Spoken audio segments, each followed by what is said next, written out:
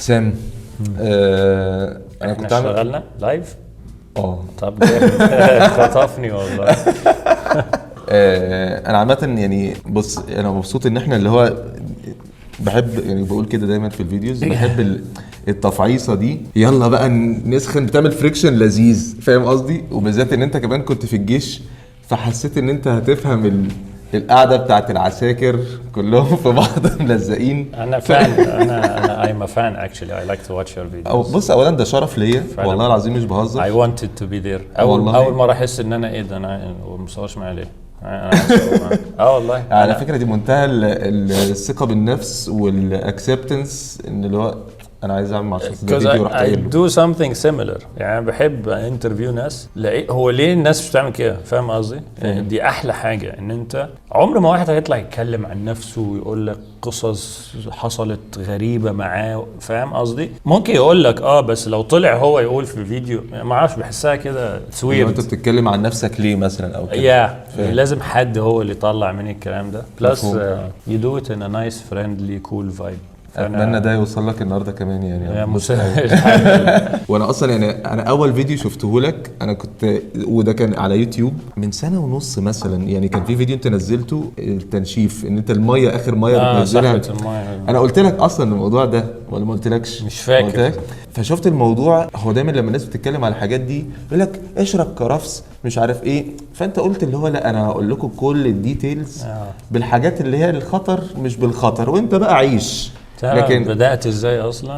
انه I had so many secrets. وبعدين secrets بمعنى ايه؟ يعني اسرار بمعنى ايه؟ انا خلي بالك بقيت سام سموي 15 years after I started studying bodybuilding. اتشهرت بعد ما كنت يعني فاهم بقالي كتير قوي في الحوار. فكنت بتفرج على اليوتيوبرز شويه وكده، بالذات العرب يعني، فلقيت انه they tell you what to do not why او how. فبعدين كنت قاعد كده مع امي بقول لها والله انت عارفه انا لو طلعت وقعدت اقول شويه سيكريتس اخرب الدنيا. قالت لي طب ما تطلع. قلت لها بس دي كل الاسرار ومش عارف ايه، ولو قلتها يبقى ليه اي حد هيشترك معايا اصلا وكده. دي كانت بدايتي. فهي قالت لي الجمله اللي انا حاططها على الانستجرام لغايه دلوقتي، ايه بقى؟ زكاة العلم نشره. قالت لي ما دام انت ربنا انعم عليك بالعلم لازم تنشره لو هو هيفيد الناس. فقالت لي don't talk مثلا about steroids, don't talk about the hardcore stuff, بس talk about the health. هو انت يا ابني مش اكلك كله صحي وبتاع؟ طبعا هي على قدها برضه شويه. مش انت يا ابني اكلك كله صحي وبتهتم بالرياضه وعايز ان انت يبقى جسمك قوي وبتاع، واتكلم عن كل ده. اي حاجه فيها ضرر للناس مش لازم تتكلم فيها. قلت لها ماشي. كل ما اطلع اقول حلقه قويه زي اللي انت بتقولهم دول واسرار وسحبه ميه وتنشيف ومش عارف ايه، لا اشترك معايا 5، اشترك معايا مش عارف كام. فقلت اتس وركينج. امي راضيه عني وربنا راضي عني، وبدا يبعت لي. على فكره بيقولوا لك شويه حاجات، بص اسمع مني، هي بسيطه قوي. أيوة. بس فيها بهاليز، او حتى حاجات ممكن اوقات ما تبقاش على مزاجنا. ماما انت مش فاهمه اصلك الموضوع. أيوة. بس هو يعني بس اسمع كلامها، هو ده الهدف، مش ان هي حاجه هي يعني ماشيه على مزاجنا. لا لو سمعت كلامها ربنا بيفك لك شويه حاجات كده لذيذه. انا اتعلمت مع الوقت ريسبكت الاولدر ايج عشان في مور اكسبيرينس. مفهوم. انا ابويا مثلا ما كانش مع اللي انا بعمله قوي، ما كانش فاهمه اصلا، ما كانش عارف انا بعمل ايه، وانا عمال اعلمك احسن تعليم واصفرك امريكا تدرس بره، وكنت في جامعه قويه قوي، مدرسه قويه قوي في الكويت. it was more than we can afford. الاصحاب ابويا وكده. امي بعد ما انا اتولدت مش امي كانت اكشلي شغاله شغلانه حلوه، حرام انا بوظت حياتها. يعني كانت في السفاره. فامي كانت دبلوماسيه في الكويت، فهي كانت سكرتيره السفير المصري في الكويت. كان حوار. دي اول مره اقولها في حياتي. انا مبسوط قوي من الحاجات اللي نيفر بعد ما اتولدت ب6 شهور سنه كده I was too naughty. بمشي على الحيط يا مان وبعمل حاجات غريبه. وهي كانت مبسوطه قوي باول بيبي وكده، فسابت الشغل وقعدت بقى قعدت لي. وthis actually sometimes hurts her now. ساعات بتتضايق لانه بتحس ان هي عايزه مثلا تساعدني، تساعد اختي، تساعد اخويا، تعمل حاجه. بالذات عارف في حته الجواز وكده، مش عارف ليه بيحسوا ان دي مسؤوليه، انا هجوز بنتي فهبيع ذهبي، في اوفر دراما كده. فبحس انه انا السبب ساعات عارف. فاهم. وممكن عارف الجو والحته تشد مع ابويا شويه، ما انا لو اقدر ما كنتش قصرت، عارف. اي فاهم. فبعز دايما ان انا اللي قعدتها في البيت شلت منها فاي always want to pay her back، فاهم. والحمد لله على فكره هو هدف من اهداف حياتي ان I take care of my family يعني. انت عارف ان ده والله العظيم انا دايما بقول له من مراتي الموضوع ده، بقول لها انا نفسي اهو، بس يعني انا نفسي ان انا اخلي اهلي ما يعملوش اي حاجه خالص في الحياه، يعني اللي هو مثلا يبقوا قاعدين كده يلاقوا تذاكر سفر خدتهم ودتهم في حته، جبت لهم بيت في مش عارف ايه، لان هم بيطحنوا بس هم لما بقول لهم كده يقول لك هو انت عايزنا نموت؟ هم مش عايزين هم يريحوا، انت مالك؟ فاهم قصدي؟ ما انا دلوقتي مثلا عمي وابويا they're about the same age، كبار يعني 70 حاجه. عمي تعبان عشان قاعد، ابويا الحمد لله he's healthy فاهم. عشان مسحول فاهم. فمثلا هو اللي شطب لي الشقه دي، بس طبعا يعني فاهم بنختار. بقول له مثلا عايز زي ما انت شايف ده اكبر شباك هتشوفه في حياتك، فقلت عشان انا بيزمنت فاي وانت لايت. صح. قال لي عندي الموضوع، فاهم. انزل بعدها باسبوع ما الاقيش حيطه اصلا كده فديس كيبت هيم بيزي مع عمال وبتاع. طبعا الشغلانه دي عملت كونكشن مثلا بينك او حاجه ولا مش؟ هقول لك امتى حصل كده. انا عمري انا وابويا ما كنا اصحاب. اوكي. ابويا كبير وابويا محترم بالزياده، مدير تحرير جريده، فهو راجل فاهم ذوق كده بالزياده يعني الموضوع مستفز ساعات. فانا هو ور نوت كلوز قوي. هو ما كانش فاهم، كان يقعد يقول لي يعني انت عايز تبقى جارد هو يخش الصاله كده يلاقيني ببوز، فاهم. انا لسه منزل بوست ضرب This is a true story يعني. انا فعلا ببقى في زمان يعني اقعد قدام المرايه اشد واعمل وبتاع، وفاهم. ابويا يبص يا ابني امشي من قدام التلفزيون انت عاجبك شكلك كده كانك جارد. فطبعا عبال ما اشرح له يعني ايه بودي بيلدينج وكده ما حاولتش اصلا. هو ابويا عنده اهم حاجتين، الدراسه والصلاه. فاحنا قالوا صليت ده اخبرت المذاكره ايه تمام. مش في بقى هوايه مع اني ايه لعبت فولي بول، باسكت بول، تنس سويمينج، سباحه، بلياردو، بولينج، كاراتيه وتايكواندو. 8 رياضات في حياتي عشان اتهد مش عشان حاجه عشان تطلع على الحيطه بعمل بلاوي يا ابني والمدرسين فاللي هو خلاص يبقى المدرسه الصبح ونروح نهده في تمرين حاجه فيهدى شويه لانه واضح ان الواد ده كهرباء زياده ولا ايه. اوكي. فحصل امتى بقى الكونكشن؟ Now 2 years ago. ازاي؟ 1 year ago. الشركه كبرت والموضوع بدا يوسع من ايدي. ما اعرفش تعرفها بس انا اول واحد في مصر يعمل اونلاين تريننج بزنس. I created it. It did not exist. يعني ما كانش في حاجه اسمها كده. انا قعدت اشرح للبنك واشرح للجوفرمنت وكده عشان يفتحوا لي دي، لانه كان بدايه الاونلاين بزنسز فعايزين يحكروها بقى عشان يبقى عارفين الفلوس داخله وخارجه. بقى احنا الناس تقريبا الناس ما تعرفش بس انا بمرن الناس في 69 countries worldwide. فانا بجيب فلوس من بره كتير. فطبعا ويسترن يونيون بلوكت، جبت ناس كتير يشتغل معايا. كان عندي 20 واحد بيروحوا يقبضوا ويسترن يونيون كلهم بلوكت. فاضطريت بنك كلمني قال لي بص انت كده يا غسيل اموال يا ديلر. قلت له ايه يا عم استنى بالراحه. قال لي ما هو سمول اماونتس كتير دي انت ديلر، سمول اماونتس من بره غسيل اموال. قلت له يا عم انا بمرن، انا بتاع رد صحه خش على النت يعني. اللي مشيوا معايا بقى كنت اعرف ناس قشطه مهمه شويه في البنك وبتاع ساعدوني لحد ما عملتها. اوكي. فبعد سنه مبسوط انا بقى ليجل تك ايوه فتح الباب عندك 1,250,000 جنيه ضرايب. اوف فاهم كارثه طبعا صعبه. مصيبه معيش جنيه في جيبي. انا بصرف كل حاجه. انا عايش يوم بيوم يا مان. انا مش انفستر قوي زي ما انت متخيل. يعني اي حاجه بتعجبني بجيبها. بكره نشوف هيحصل ايه. فابويا بقى مسك الحسابات باختصار يعني. التوك وايل بس مسك الحسابات. فبقت حاجه حلوه وحاجه وحشه. ازاي؟ حلوه انه مش هتحبس وبنعمل كل حاجه صح وفواتير وقانوني ولا الديبارتمنت ده بيصرف كتير خلي بالكوا. لا انا شايف انه ده ممكن نجيبها بطريقه احسن كده. ده الحلو. الوحش بقى انت ازاي صرفت الفلوس دي كلها؟ يعني ايه رجع ابوك تاني. ايوه فاهم. هسألك على حاجة يعني عشان بس الحتة دي انت فتحتها. بتحس ان التربية بتاعت اهلك فرقت معاك؟ 200% يا ابني. انا مش متربي كنت بقيت اقوى ترند على النت.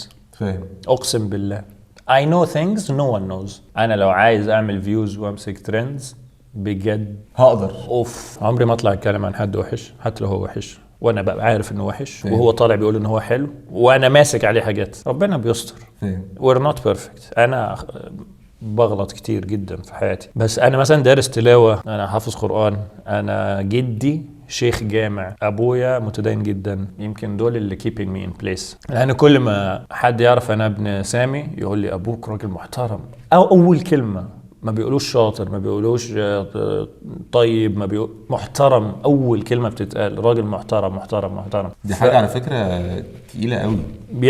انا مش عارف امينتين ده، لان ممكن اصلا حد فيه احترام بيبان انه فيك. لا ابويا اوفر فهو على فكره. هو انه الناس تقول عليه محترم دي حاجه رهيبه. ابويا كان ماسك جريده الوطن في الكويت، مدير تحرير، كان في ساعات امراء بيكلموه دايركتلي عشان يقولوا له خبر، لانه عارفين ان هو مش هيتسرب ثرو هيم عشان هو مان اوف هيز وورد، وهيقوله بالطريقه الصحيحه في الوقت المناسب. عمره ما طلب حاجه من حد، بس يعمل لكل الناس حاجات، فاهم؟ ده ابويا. مين رباني بقى؟ امي بتضربنا، امي تاخد حقها، امي فاهم شيز جانجستر، فاهم؟ بس اجدع جانجستر في العالم، جدعنه، فاهم؟ يعني الصح صح والغلط غلط، بس دي يا ماما تقرب لك ودي صاحبتك، انا اقف مع صاحبتي، الصح صح. فهي تحترم ده، وعندها رولز. حصل لي بريك اب كده اثر عليا شويه، مع يعني بريك اب فركشت مع واحده. كنت خاطب وقبل الفرح بشويه كنسل، فتعبت نفسيا شويه. فهي كانت تقعد تتريق مثلا على النت وبتاع عارف النكت اللي هي قشطه، انا مش فارق معايا. انت بتبقى عارف انه بني ادم بيقول العكس دايما على النت. ده انا بعد ما حبيته طلع مش عارف ايه عارف حاجه سخيفه كده. هي كانت سخيفه اصلا. بعدين فبصيت لماما كده ولا بنتي دي هبله، ولا انا ممكن افضحها، انا معايا كل بلاوي في الدنيا. فقالت لي انا خلفت راجل. قلت ايوه كده هو ده الكلام، انا مش هسكت لها. قالت لي انت عبيط. قالت لي مفيش راجل يرد على ست. هي تقول تعالى انت فهمت ايه؟ ايوه فاهم انا بجد يعني والله انا ربيت راجل يا ابني، مفيش راجل يجيب سيره بنت حتى لو البنت الغلطانه. مستحيل ابات عند اصحابي مثلا، ما اموت وافهم ليه. اهالينا انا اهلي اسهر وخلص وانا هاجي اخدك الساعه 3. بقول له لا احنا هنوصل ل5، هاجي اخدك الساعه 5 نوصل الساعه 7 هنيجي الساعه. بص ممكن اقول لك على حاجه، هو يعني طبعا يعني احنا او ساعتها انا بشوف القصه دي اللي هو انتوا مش فاهمين حاجه خالص، بس لما كبرت شويه لما كنا بنخرب دول فاهمين كل حاجه. ايوه يعني هم مش عارفين ابعاد البوظان ايه، بس هو بيحاول يمنعك ان الليل ابن كلب، الليل رهيب، انت ممكن تبوظ الصبح برضو، بس بتبقى النور بيخليك تستخبى قوي، مش عارف تاخد راحتك، لازم هتنزل في الشارع هتتشاف، فبيبقى في ليميتيشنز. الليل ابن كلب. وعرف يعني مع الوقت عرفنا ان هم كمان كان عندهم مبادئ معينه كده. احنا في البيت عندنا رولز. انا كنت في انترناشونال سكول، فكان معايا، وفي الكويت. في الكويت اللي تعرفوش عن الكويت ان هي اكبر ميكستشر. انت ده اكتر يعني انت اتولدت هناك اصلا؟ انا اتولدت وعشت في الكويت 16 سنه، بعدين عشت في اسكندريه 7 سنين، بعدين عشت في امريكا 3 سنين، بعدين جيت القاهره لغايه دلوقتي. عشت مع ناس مختلفه، عاشرت ناس مختلفه، محدش مصدق ان انا مصري عشان بتكلم كل اللهجات فعلا. ايوه فممكن فدي افتكرت انا قلت بس ان هو شامي، عارف في لكنه شامي في. على فكره دي ساعدتني في شغل كتير، ده الناس ما تعرفوش. ازاي بقى؟ انا دلوقتي فلسطيني، يا زلمه هذا المدرب والله شاطر كثير، بس ما بعرفش هيفهم علي ولا لا. مين هيفهم علي؟ سام فاهم. فلما بيقول لي فيش عنا هذا، بقول له تكلكش يا زلمه، بجيب لك شيء ثاني هتلاقيه يعني. فانت دي فهو حس كومفورت رهيب. ايوه انا عارف اتكلم معاه، هو فهمني، مش لازم اقعد اشرح له كل حاجه. فاهم. بس سمع كويتي، عراقي، خليجي، سعودي، اماراتي. ودي نقطه ترجعنا لحوار ابويا. مثلا انا مسلم، مش عارف ليه الناس لغايه نصها مقتنعه ان انا مسيحي، فاهم؟ عشان سام سموه كده. هو الاسم محمد يعني ما ينفعش، فاهم؟ اسمي محمد سامي، فاهم؟ اوكي انا ما كنتش عارف الاسم برضه. طب هنيجي للحته دي، بس خلينا نروح للحته الانترناشونال، المدارس الانترناشونال. فمثلا صاحبي ده كنا بنسهر عنده، فاهله عندهم الكحول، خمره، فاهم؟ فشو سبحان الله، مع ان انا عمري ما دقتها، حتى عمري يعني. انا اخر واحد في اصحابي يدوق مثلا بعد ما رحت امريكا، يعني قعدت في الكويت ومصر وكده، عمري ما حطيتها في بقي. فانا ما بتاثرش قوي بالناس اللي حواليا. انا الوحيد في صحابي كنت بصلي ساعتها مثلا، فاهم؟ واحنا صغيرين يعني. بصوم، مستحيل افطر لو عندنا ماتش يا ابني بخاف. في كان عندي مبادئ كده قويه، فاهم؟ فانا فاهم هم ليه بقى ما كانوش عايزيني، لاني ممكن لما اروح بيت حد تاني الاقي مثلا زي درينك عادي، او عنده كلب في البيت مثلا، فانا اسخن ابقى عايز كلب في ما اعرفش، اكيد في فاهمك يعني في ابعاد للقصه يعني. انا عندي عارف توباك، انا ليه بحب توباك قوي؟ هو ثاج انجل يعني ملاك الرابر يعني. انت هوريك لوحه في كل حته، هوريك. شفت الجزمه اللي مرسوم عليها توباك؟ ايوه بالظبط. توباك ليه يعني في ناس ساعات بتتنرفز من الحوار ده، بس هو تومي مثل الاعلى. ليه؟ هو عنده رساله، ورساله مفيده ضد العنصريه وضد ايه السود والبيض. وكان بيقول لك يوم من الايام حلمي انه يبقى عندنا بلاك بريزيدنت. ده حصل بس ايه 20 years بعد ما مات او 15 years. دي نقطه. تاني نقطه، هو كبر واتشهر وبقى معاه فلوس، بس هو ستيل ان ذا هود، يعني كان لسه بيقعد في الحاره وبيمشي في الشارع مع الناس فاهم قصدي؟ فاهم.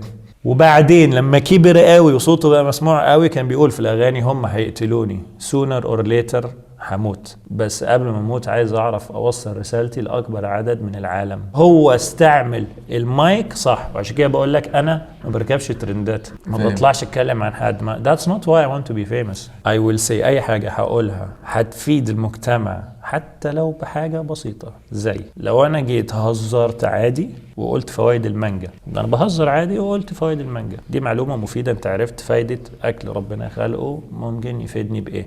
لو قلت لك ازاي تتنفس وانت بتتمرن بطريقه مضحكه وحطيت ميك اب على وشي واحمر ولعبوا فيا، ما انا عندي ماركتنج تيم بيعملوني اراجوز. it was funny and everything، بس في الاخر ايه بقول لك ازاي تتنفس صح. فاهم؟ مفهوم. اعلانات مثلا، انا بيجي لي اعلانات كتير، يعني سام خد ده اعمل عنه اعلان، ده هيفيد البشريه في حاجه؟ ممكن وممكن. مش عايز. يس اوكي نو مش عايز. فاهم؟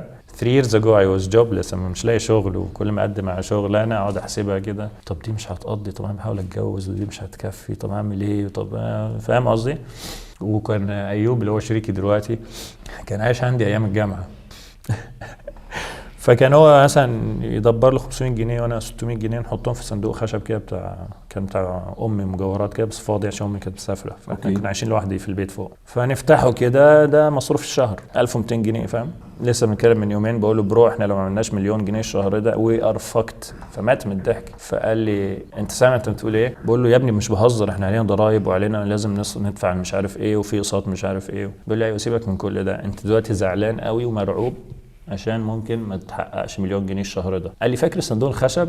فنموت من الضحك. كان 1200 جنيه شهر، اكل شرب ومواصلات رايحين جايين الجامعه. فاهم؟ مش عارف. فاهم؟ فانت بتكبر ومشاكلك بتكبر وهمومك بتكبر وستريس، فانت لازم تاخد ستيب باك كل فتره وتقول الحمد لله دايما، الحمد لله على كل حاجه. احنا اصلا قعدنا هنا ده الحمد لله. انت المفروض تبقى في الشارع مش لاقي شغل، وانا اصلا بمرن في الجيم بمسح عرق الناس مثلا ولا ده لو لقيت شغل اصلا. فاتس اولويز الحمد لله. هي دي المقوله بقى، دي مقوله اقدم من وانا في المدرسه، be proud but never satisfied. كون فخور باللي انت عملته بس ما تشبعش. الفتره دي كان في دراما على النت وما زال في واحد بيطلع بيقعد يتكلم وحش عني وعن ضره وعن مؤمن ماهر وعن رامي عادل. انا الحمد لله علاقتي بالمجال كلها كويسه. I don't have much enemies. في هيت، ما عنديش حاجه اسمها competition ده خطر، ما فيش حد بخطر. البحر مليان سمك. صح؟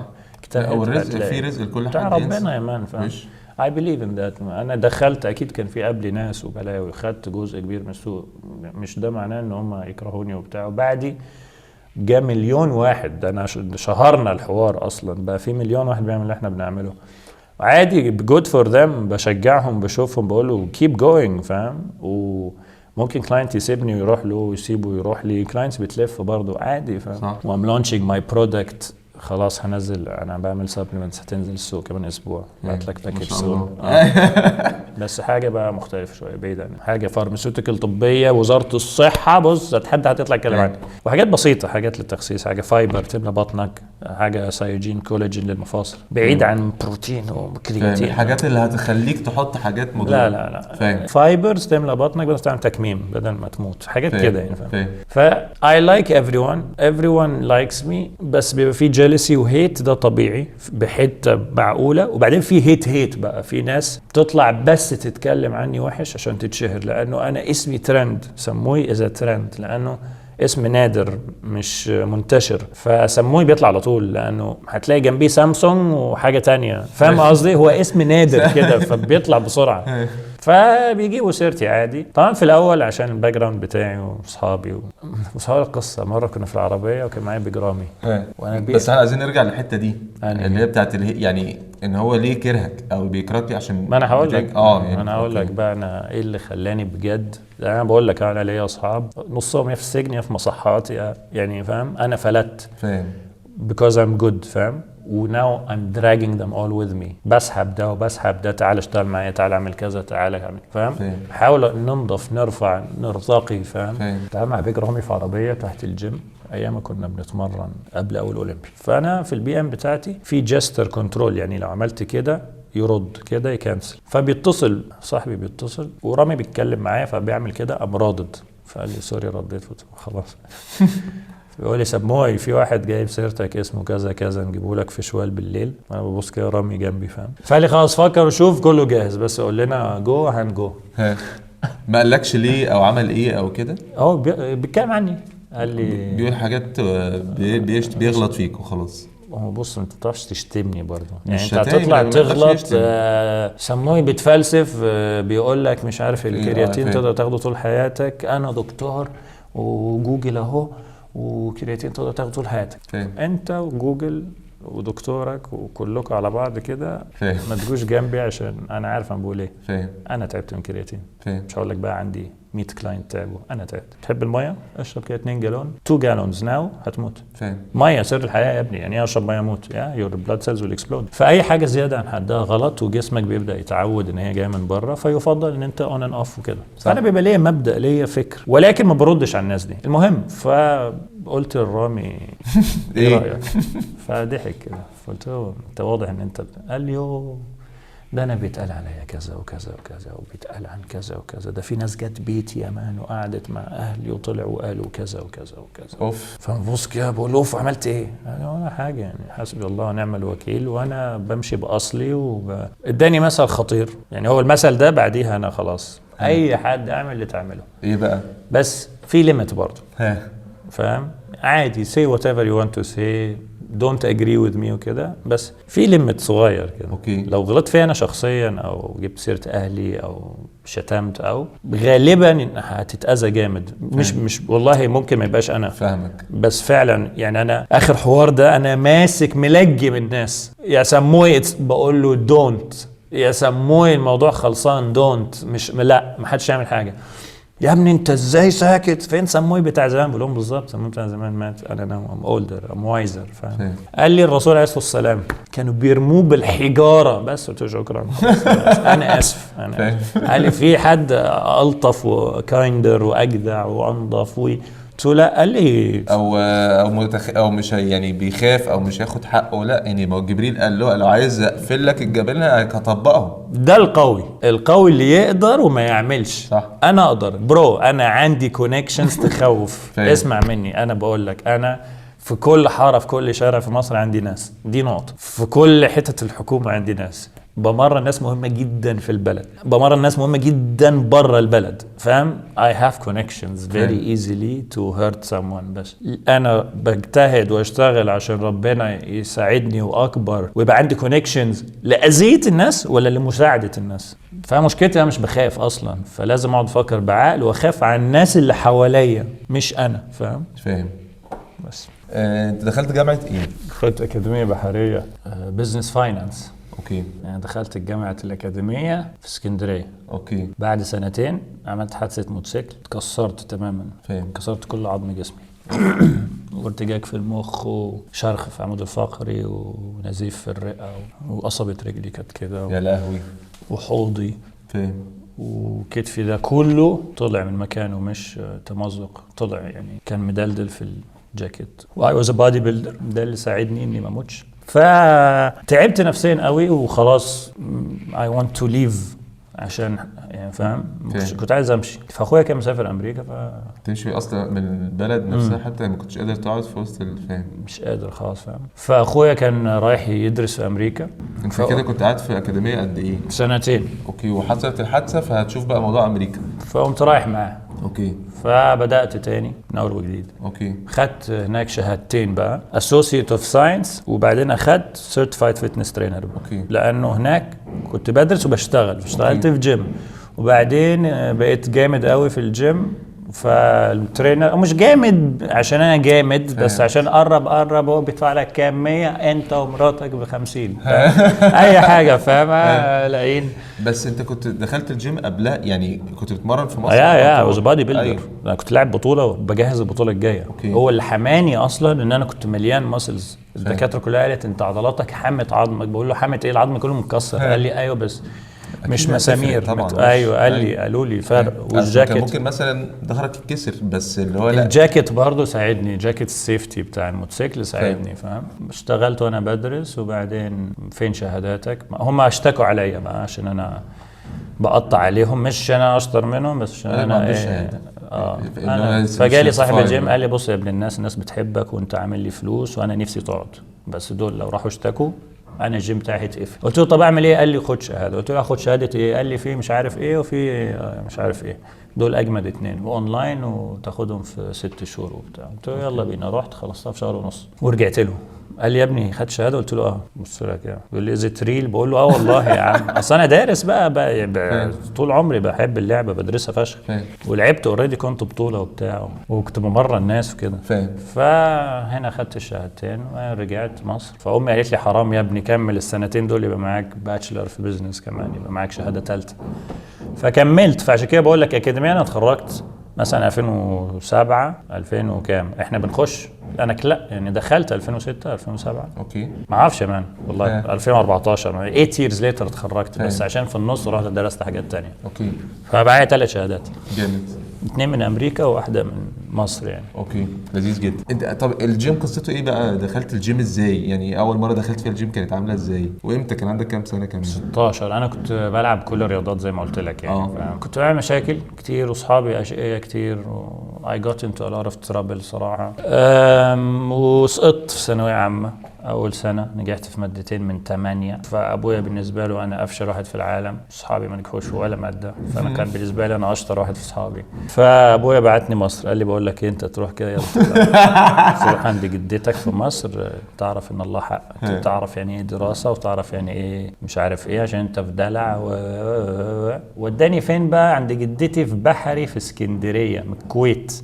صدمه حضاريه ما فيش بعد كده فاهم. بس انا كنت شقي وكده فانا كنت صايع مش فرفور ورحت كده فاهم. بس صياع عن صياعه بقى. اول اسبوع في بحري كنت هتقتل، اول اسبوع بالظبط، وصدفه السنين ان ما حصليش حاجه فاهم. اوكي. كنت مخنوق بقى ونازل اتمشى وقشطه لابس شورت وتيشيرت عادي ورايح وبسمع توباك قشطه. انا جانجستر برضه بس في بحري فاهم في السياله اللي هو عفاريت السياله يعني، اصلا منطقه ديلرز بس فاهم. من لقيت 3 كده بيشاوروا لي خدها صاحبي ومش عارف ايه يعني ماشي كده. وبعدين في شارع ضلمه جدا مخيف، فانا ماشي كده فواحد بيقول لي خدها صاحبي مش عارف، ببص له كده بقول له تكلمني؟ بيقول لي بكلمك. فدخلت. انت اول ما تخش الشارع ده خلاص انت كانك في عالم تاني. انت عايش حشيش؟ لا. عايش ترامادول؟ لا. عايز صراصير؟ ما اعرفش. عادي يقول لي حاجه غريبه. قلت له يا عم مش عايز حاجه يا عم. قال لي في يا عم اتكلم عدل يا عم لما لا انا مش هشتري. فانا بقى قافش بقى وكاره الحياه وبتاع. قلت له اتكلم عدل يا عم انت مالك وبتاع، بس لساني كان لسه معوج. قال لي يلا خد يلا انت منين مش عارف ايه. بس تزاق واحد قام تاني فاتح مطوه حطيتها على رقبتي. انا مشكله كنت غشيم فاهم. I was going to die، كنت هتقتل يومها. صدفه السنين خالي معدي فاهم ولمح كده شورت بينك، هو عارف المنطقه دي ما فيهاش، فالشورت هو اللي شد بص كده ولا قال لي امشي مش خلص الموضوع مشيت. فهنا عرفت انه الدنيا هنا مختلفه شويه ولازم اخلي بالي وبتاع وكده. واحده بقى بقيت اروح المدرسه اتعلم ومش عارف اعمل ايه، ولقيت التعليم مختلف وقعدت ادرس وبتاع. وبعدين ناقصني رياضه، فالعب ايه ما اعرفش حد، مش عارف العب كوره مع الناس، فولي بول لسه ما اعرفش حد. فالجيم لوحدك بتروح تتمرن فاهم. فبدات مسيرتي في الجيم من هناك لوحدي، لقيت رياضه اعملها ومش محتاج تيم واصحاب وكده. اوكي. فهي بقت صاحبتي وحبيبتي وكل حاجه. اتهبلت بقى، حبيت اللعبه قوي قوي قوي قوي، دخلت بعمق فوق ما تتخيل، درست كل حاجه عن اللعبه. طب وبعد ما عملتها في امريكا وجيت هنا يعني دلوقتي عشان نرجع للحته اللي هي بتاعت الاول يعني لما تبتدي تشتغل فيها بجد فاهم وتبتدي تعمل ترانسفورميشنز. انا كنت من زمان بس ما كنتش بظهر. اوكي. يعني كنت بمرن كذا حد وجامدين، بس ما كانش حد يعني ما كانش في دماغي اصلا ولا فارق معايا حد يعرف مين بيدربه ولا اي حاجه. I was doing it for fun. جيت بقى مصر، دخلت الجيش، طلعت بدور على شغل، ما عجبنيش الاوبشنز. بعدين جاء يوتيوبر معروف كده كان عايز يصور مع حد، فانا قلت له ده كلاينت معايا وبتاع. قال لي اوف انت مين؟ قلت له انا سموي بتاع. ما نايس تو ميت يو. جاي يصور تاني مع حد، ومين مدربك؟ سموي. هو مين سموي ده اللي كل شويه حد يقول لي اسم عليه، فاهم؟ بعدين تعرفنا، قعدنا نتكلم شويه، لقينا ان احنا قشطه وبتاع. قال لي انا عايز اصور معاك. قلت له يا عم انا مش لاعب ولا عايز اتصور ولا بحب الشهره ولا تحط كاميرا في وشي عشان ما اضربكش. قال لي يا عم ايه يا عم اهدى بس بالراحه كده. قلت له فكك من الجو بتاعك يا مان، انا جانجستر يا ابني، ما بطلعش كاميرات ايه واقعد اشرح وبتاع. يا اطلع بس. ماشي. طلعت فيديو بوم ضرب، توينت فايرل مع يوسف صبري. ايوه انا عملت معاه فيديو برضه. ايوه صورت معاه توينت ويل وبتاع. وبعدين هو سافر امريكا. بعدين انا I started my own thing بقى، بدأت my يوتيوب channel. من امتى؟ 3 سنين ونص مثلا. اوكي. بدأت بقى بص من تحت الصفر بموبايل ومفيش اديت والحلقة طويلة، واحدة واحدة فاهم بتكبر. ما كانش لسه انستجرام بقى جو الريلز ومش الريلز ولا حاجة، ما كانش في حاجة. انا من اوائل اليوتيوبرز في الحتة دي بعد مثلا ضرة مؤمن ماهر. دول الوحيدين اللي انا فاكرهم كنت بتفرج عليهم لما انا كنت بعمل. الباقيين دول كلهم جم بعدي، ده اللي انا فاكره يعني، فاهم؟ يعني هسأل على حاجة عشان انت يعني قلت على قصة بيج رامي في الاول وكده. انا دايما بلاقيك مع الناس بتوع كيوس كود، بيج رامي، محمود علاء، والراجل اللي هو برضو البارتنر بتاع محمود علاء، اسلام قرطام. أيوة هو صاحب كيوس كود. بالظبط. فانت علاقتك بيهم ايه؟ يعني علاقتي كويسه مع كل الناس. لا بس قصدي انا شفتك معاهم مثلا في وقت اولمبيا، انا الوحيد وتحتيها 30 خط I do not get paid from anyone. انا حر نفسي. انا بسابورت العرب وبسابورت المصريين اللي بيحاولوا ينجحوا. انا مش عايز حاجه من حد. ممكن انت تبقى عايز مني حاجه I don't mind. اسلام قرطام رحت اصور معاه حلقه مره. he was interesting to me. ده واحد عايز يبدا حاجه، فاهم؟ الناجح بيقدر الناجح وبيحب يفهم الناجح بيفكر ازاي، وبيحب ما عندوش مشكله يقول للناس ده ناجح بيعمل حاجه مفيده للمجتمع، فاهم؟ بشجع اللعيبه. عايز مصر كلها تبقى ابطال، عايز العرب كلهم يبقوا ابطال، فاهم؟ بالحاجه تشرفني، هتكبر اللعبه اصلا، اكيد. فرحت عملت انترفيو مع اسلام قرطام، وبعدين ما كانش متوقع البني ادم ده خالص يعني. فبيقول لي انا الصراحه افتكرتك يعني. حبيته وتصاحبنا. وبعدين حب يعمل شو، قال لي بقول لك انا عايزك انت تعمل الشو بتاعه. وبعدين he actually tried to pay me once. بعت لي ظرف كده وقمت مرجعه. قلت له I'm not doing this for a job. I liked what I have my own business. انا بعمل ده بساعده. فاحترمني اكتر، حبني. في علاقه اصحاب اخوات، مش علاقه لا نو بزنس. ولما رحنا اولمبيا التيكتس كانت سولد اوت، ما عرفتش اجيب تيكت. وكانت سوق سودا بقى بارقام بقى ب $1200 وحاجات كده. اوف. اسلام اداني بريس جولدن سيركل خطيره يعني. انا اقرب واحد للمسرح.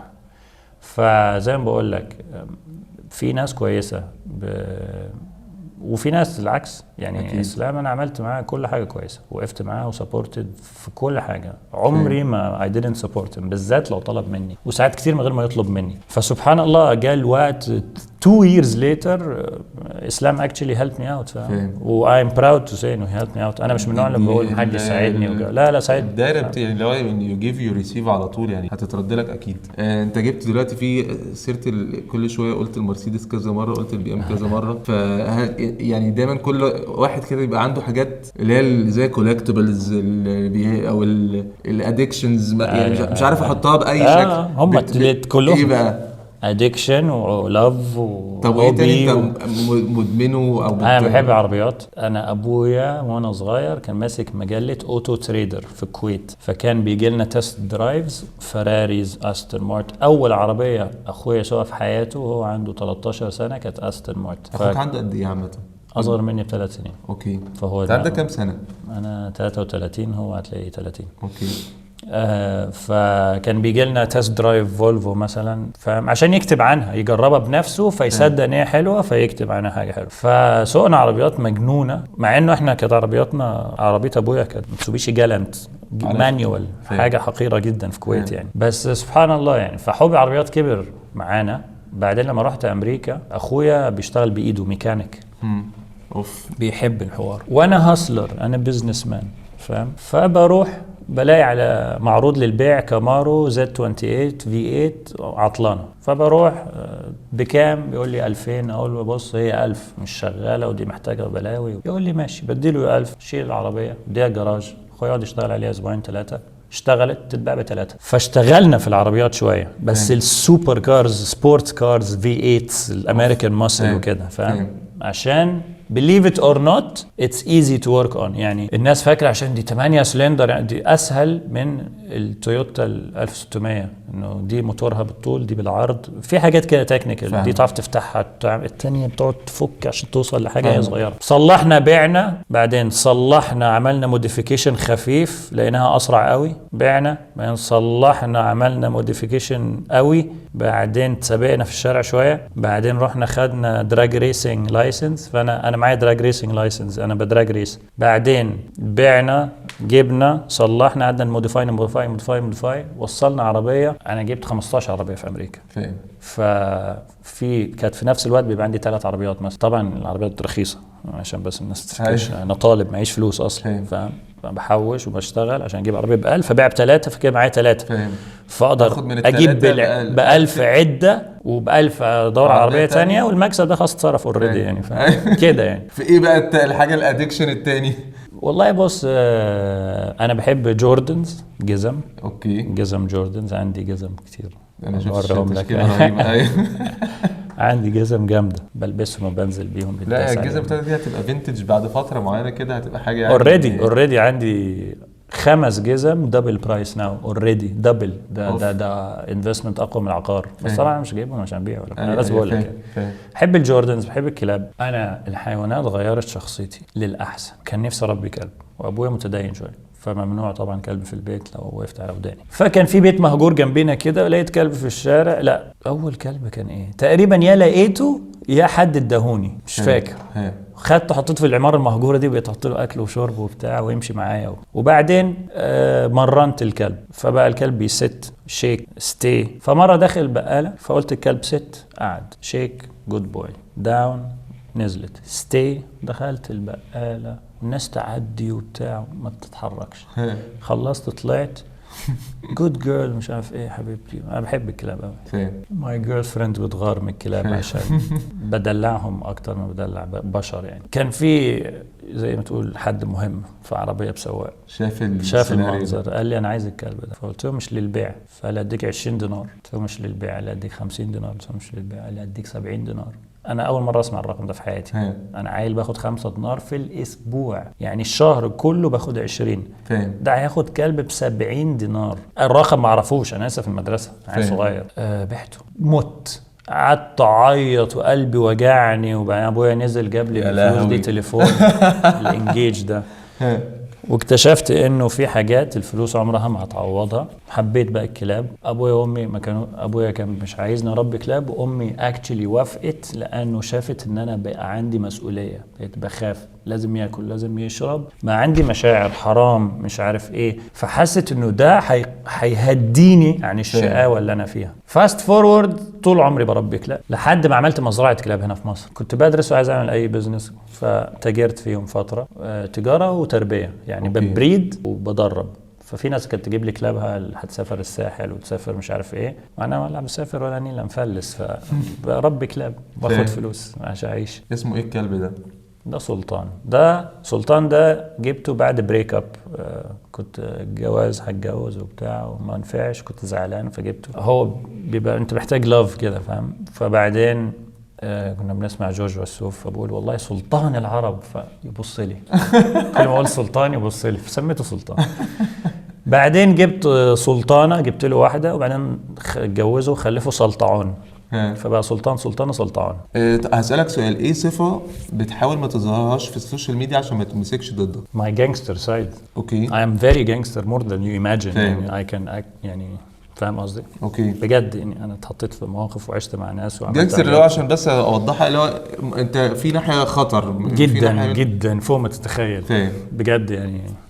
ايه حاجة عملتها، او ممكن في حاجات كتيرة الواحد ممكن وانت حاسس ان انت ندمت عليها قوي؟ اوكي، في حاجات كده في حياتي كان عمري ما عملتها، فضلت سنين يمكن 10 سنين اصحابي اللي حواليا بيعملوها وانا عمري ما عملتها، وبعدين عملتها، ولما عملتها حبيتها شوية. اوكي. فقلت ليه فتحت لنفسي الباب اصلا؟ فاهم. وفي حاجات منها مش عارف ابطلها لغايه دلوقتي. فاهم. في عادات سيئه مثلا انا شايف انها عادي، كله كان جزء من حياتي ان انا اتعلم. فاهم. ما عملتش حاجه اذيت حد مدى الحياه، دي اهم حاجه بالنسبه لي. بس عملت كام حادثه ملهاش لازمه، مثلا اذيت ناس. فاهم. طبعا رضيت الناس وعملت كل حاجه، بس ما حدش ذنبه في تهور ليا. يعني فاهم. انا عايز اجري، ما ينفعش احط حياه الناس في خطر بتاع، عشان كده ما عدتش بجري خالص. فاهم. شايف مجال كمال الاجسام في مصر ازاي؟ مصر طول عمرها قوية جدا في بودي بيلدينج، طول عمرها من زمان. ولادة مصر ولادة مصر من زمان قوية في بودي بيلدينج، قوية جدا. فمش عايز ابدا اقول اسامي لعيبة لان هم كتير قوي وخاف انسى حد. صح. وانتشرت اكتر اخر فترة بالذات صراحة بعد ما بيج رامي كسب اولمبيا، لانه ده اول مصري يكسب اولمبيا. بس احنا كان عندنا مصريين كتير بيكسبوا بطولة العالم، بس ده اتحاد وده اتحاد. It's growing very big. الناس زي الكورة لما صلاح بقى حاجة، فالمصريين بدأت تثق ان هي هتبقى حاجة. ايه اكتر حاجة ممكن تخليك تحب الحياة؟ الناس. انا بحب الناس. وايه اكتر حاجة تخليك تكرهها؟ الناس. انت شخص بيتكسف جدا، مش هقول بتتغلب عليه، ازاي بتتصرف ازاي مع الموضوع ده؟ الجزء الجانجستر اللي جوايا بتحاول تخليه يظهر يعني في اللحظات اللي فيها انا في كذا تيد توك. انا طلعت على تيد توك، يعني خلاص تعودت على الكاميرا ولايف، وطلعت على التلفزيون. دي كانت مخيفه شويه لانه لايف. مخيفه. انا خلي بالك نص اللي بصوره بيتاديت. تيد توك دي انا ما كنتش هطلع، جالي بارانويا كده، ما كنتش هطلع. تو ماتش بيبل وايم نوت ريدي، ولسه جاي من السفر امبارح وما نمتش، وفي مشاكل في البيت مش عارف اركز، وحاسس انا عايز ارجع. فاهم. بطني اتقلبت كده. فاهم. فقلت له مش عايز اطلع وبتاع. قال لي برو بص كام واحد مستنيك. قلت له انت كده مش بتطمني يعني. قال لي يا مان الناس دي مستنيه. فبعدين بيخش الجانجستر اللي جوايا اللي هو انت بتخاف من ايه؟ انت بتخافش من حد؟ مين يعني؟ ايه يا عم اي حد مش عاجبه من طالع. فاهم. اول ما ببدا خلاص جامد. فاهم. بس you can always tell from the tone of my voice. يعني دلوقتي سقعان شويه مش خايف. بس ممكن تحس من صوتي ان انا قلقان سنه. حاجه بقى نقفل بيها الفيديو. الناس يعني اللي بتتابعك عايزه تسمع منك تقفيله للفيديو. عايز بقى تقولها نصيحة، عايز تقولها يعني الميكروفون معاك. أقولها نصيحة. ابحث عن سعادتك فقط، مش فقط بمعنى ان انت تتجاهل الناس اللي حواليك، بس قررت امشي في حاجة بحبها، عشان كده بقيت مميز فيها ونجحت فيها. اهم بقى من كل ده تبقى مبسوط، بتحب الشغلانة دي، بتحبها، بتشجع لك سعيد، فانت بتصحى متحمس عايز تعملها. اعملها. كل شهر في مشكله، في ايشو، في حاجه في السيستم، في حاجه في الويب سايت، في حاجه في السيلز، في حاجه في الخطوط، في حاجه في البنوك، في حاجه في الضرائب. كل ما فيش عمر ما عدى عليها شهر سموث عمره، عشان احنا بنحب اللي انا بعمله. وانا بالنسبه لي انا بعمل حاجه بتفيد البشريه، فانا بغير حياه الناس للافضل. ف I love what I do and it's a good thing. انا بيجي لي الكوز بتاعك بيخليك، او البيربس بتاعك في الرساله كده والبيليفز والمعتقدات بتاعتك كده no matter what I was born and raised عليهم. انا كده بغير اصلي، بغير ديني، بغير ناسي، بغير اهلي، بغير نفسي. فاهم. للاحسن ما عنديش مشكله، للاسوء لا. كلام عظيم. صح ولا لا؟ شكرا قوي ان انت جيت في الفيديو كده وانيشيتد الفكره. اصلا كلام كان تقيل والقعده لذيذه. والله انا انبسطت قوي. وانا عايز اعمل معاه نفس اعمل معاه. انا عايز اعمل انترفيو معاه بقى، فعايزكم في الكومنتس تسالوا الاسئله اللي عايزيني اسالها له، عشان انا عايز اروح اعمل معاه انترفيو، لان هو عمال انترفيو الناس. عايزين بقى نعرف هو بقى ايه. يلا بينا. Thank you everyone. I love you all. والله الجميع على راسي. اي حد يشوفني في اي مكان في اي زمان في اي وقت يجي يسلم ياخد صوره. ما اعرفش ليه في ناس بتقول انا شايف نفسي، والله I am very very down to earth فوق ما تتخيلوا. بس هو انت عارف انا ساعات لما بشوف حد عايز يسلم عليا بس متردد، انا بروح له، لان هو بيبقى خايف اقول له مش وقته، او انا مشغول، او انا ما فيش ده. انتوا عملتوني، ف يعني كلكم يعني انا مديون لكم. فاهم. انا بشوفها كده. صح. يعني صح. انا اتخيل في حد بيتفرج علينا دلوقتي. انت ايه وانا ايه لو هم مش بيشجعونا بيتفرجوا علينا. والله دايما بقول كده فعلا، اللي هو يعني شكرا انتوا بتدونا من وقتكم لحد دلوقتي. وقتكم ده اكتر حاجه ليها قيمه في الحياه بالوقت. فانتوا مدينا مثلا ساعه من وقتكم، وعشان كده انا بحاول في الساعه دي نكون فدناكم واديتكم شويه ادفايس يفيدكم في حياتكم للاحسن. always للأحسن, always be a better person, always be down to earth, دايما تواضع, ومن تواضع لله رفعه, ومن لا يشكر الناس لا يشكر الله, لأنه ربنا اللي بيبعت لك ناس معينة في مواقف معينة تساعدك وتقف جنبك, فأنت مش بتشكر بني آدم, أنت بتشكره عشان ربنا على اللي هو بعته لك. Thank you very much. الجميل ده, شكرا قوي قوي. ما شربتش القهوة برضه. هنروح نشرب القهوة. سلام.